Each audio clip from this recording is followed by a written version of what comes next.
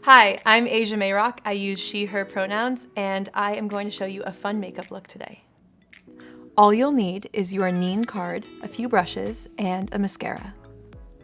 So first I go in and do a bit of a cat eye with the color Like, as you can see. And then I do the same thing on the other eye. Then I use the shade Butt to carve out my crease.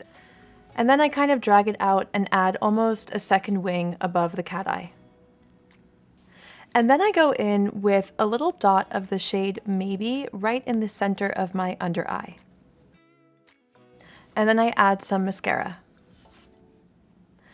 And then I go in with the highlighter called Frosty, and I do it on my cheekbones, on my nose, and my Cupid's bow. So I'm a best-selling author and poet, and my story begins when I was 8 years old and I began getting really badly bullied. I used to have 2 speech impediments and some learning disabilities, and the bullying began with the way I spoke and escalated and got worse and worse as I got older and social media became a thing. When I was a freshman in high school, a girl that I had never met who went to my old school dressed up as me for Halloween with a sign around her neck with my name on it, posted it online, and suddenly I was receiving death threats and hate comments from thousands of people that I didn't know and I had never met. And around that same time, there were a lot of stories in the news about young people who had taken their life because of bullying all over the world. And I knew that pain and I knew that hopelessness, and I wanted to do something about it because I wanted to make sure that no other young person ever felt that suicide was the answer. And so I began to write. And I wrote my first book called The Survival Guide to Bullying in high school, and I had no idea how you go about publishing a book, so I self-published it.